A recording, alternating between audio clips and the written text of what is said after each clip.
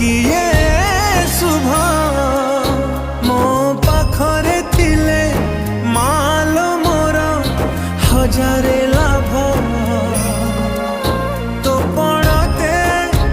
अच्छी